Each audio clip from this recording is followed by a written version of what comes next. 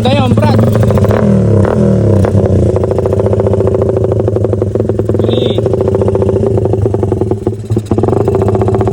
Ay, flat. Ay, flat.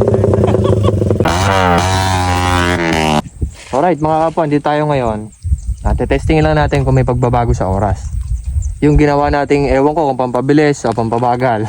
Tingnan natin.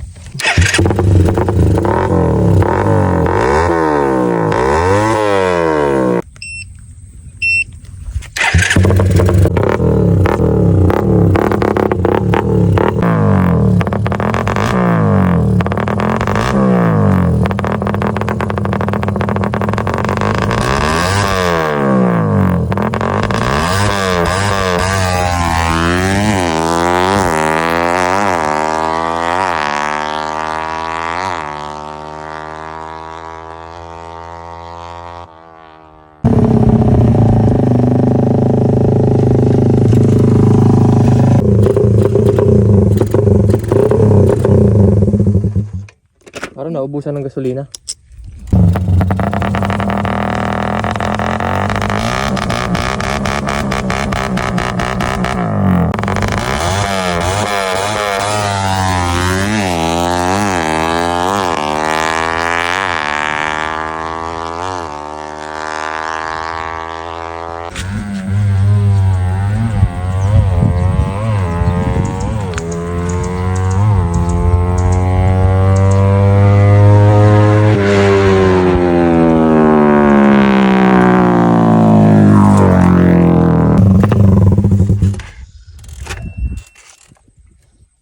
Hindi ako satisfied sa bitaw ko, pero tingnan natin. Ay, gumarin. Yung pabalik. 9-1. Palagi natin. Nag-i-improve. Maganda. Sabi niyo pa. Oo. Nag-i-improve. So, ang oras ko dati dito, 9-4. 9-4 tayo nun. 9-4, 9-5 yata. Mga ganon.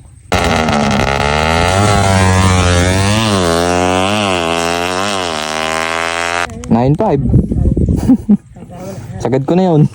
9.5. Unang testing kanina 9.4, 9.2. Tapos ngayon 9.1. Aba. Kada Maganda bira. pa yung pabalik ko kahit nag-jump, ano ko. Pangit yung ano mo, yung una yung kanina. Oo.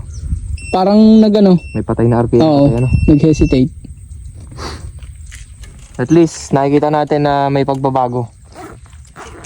Yung pampabagal o pampabilis, di namin alam. Papa 9 flat mo lang yan, ayos na yan.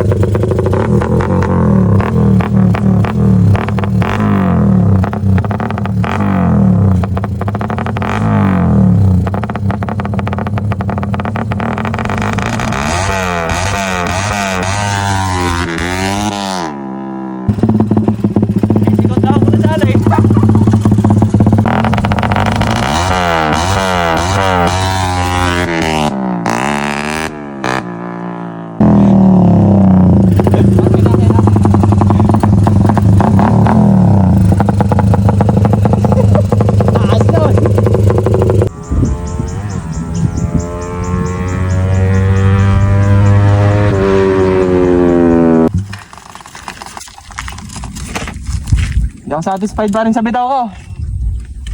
Di ako marunong bumitaw.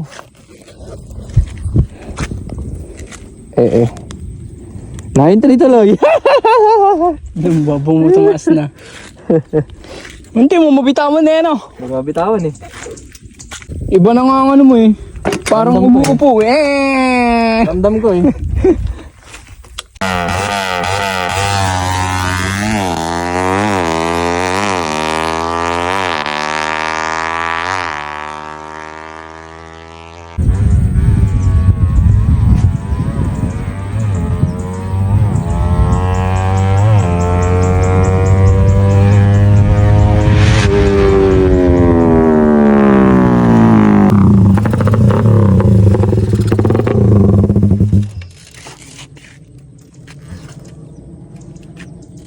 Uy, pula. 9-1 talaga. 9-1 best ko. 114. Ayos.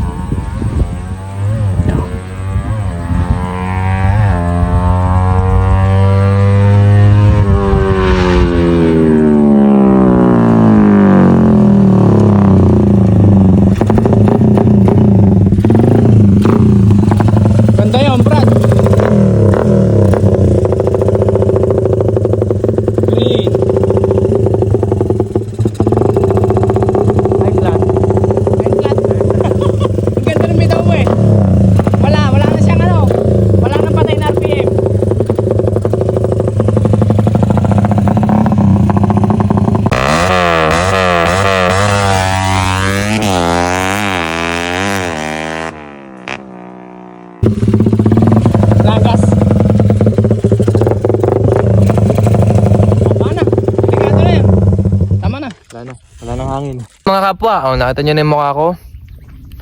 Magpasensya nyo na, pinapamasilihan natin yan. Ayan, shoutout po, Dr. Erin, the Nerdy Derma. Ayan. Kaya nangyayari sa mukha natin. Bawal tayo magpainit ha, pinakita ko lang sa inyo.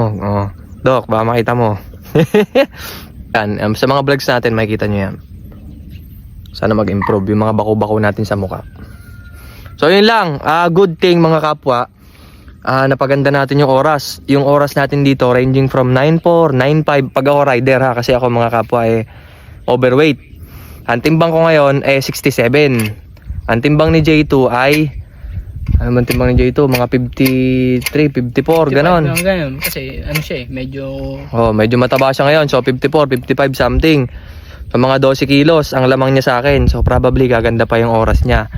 So yung ginawa natin na sikreto nakapagpatuling. Ito yung isa sa mga binago natin. Ayan, shoutout OKD Philippines. Wait lang. Teka lang. Ayan, isa yan sa binago natin mga kapwa. Ayan, OKD Shock. Meron siyang adjuster ng rebound tsaka preload. So in-adjust namin yan tsaka inayos namin. And then yung isang sikreto natin na so far naman nakapagpatuling kay Victoria. Saka ako na i-reveal. Ayan pa rin naman setup natin mga kapwa. Ayan, tanggal lang yung pairings. Nagpalit tayo ng shock kaya tanggal din yung pairings. Diba? Shoutout OKD Philippines. Nakatulong yan sa pagpapaganda ng oras. Tapos ayan, sadly kaya natigil yung practice natin kasi sumabog na yung gulong natin. Ang tagal na yan, nakakatatlong karera na yan. Pinante-testing na namin. Pan-testing na naman, may pamalit naman tayo sa bahay. Shout out IRC Tires Philippines. Syempre yung gulong natin EMD. Tsaka baligtad din yung pagkakakabit sa kanya nung pinagpaalaynan namin, kaya nabutas na rin. Pero may pamalit naman tayo. Maraming salamat IRC Tires Philippines. Panguna natin, ayan, all goods pa since day 1. IRC din yan, eat my dust. Mga kapwa, shout out sa Kuya Tikboy. Ayan, yan yung isa sa may alam ng sikreto. PM nyo na lang siya. So yun mga kapwa, see you till next time. We were hoping na sana mas mapaganda pa ni J2 kasi ang huling oras ni J2 dito sa lugar namin 8.9. Yung pinaka best naman namin na oras noon 8.7 sa patag na daan. Pero iba din yung setting iba din yung setting ni Victoria nung time na yon kaysa sa setting natin ngayon. So yan, abangan nyo pag si J2 na yung tumesting. Probably siguradong mas maganda yun kaysa oras ko kasi yung overweight tayo mga kapwa. Tsaka mas magaling na din, tsaka mas sanay na sa akin si J2 sa mga bitawan. So till next time. Yeah boy. See you again.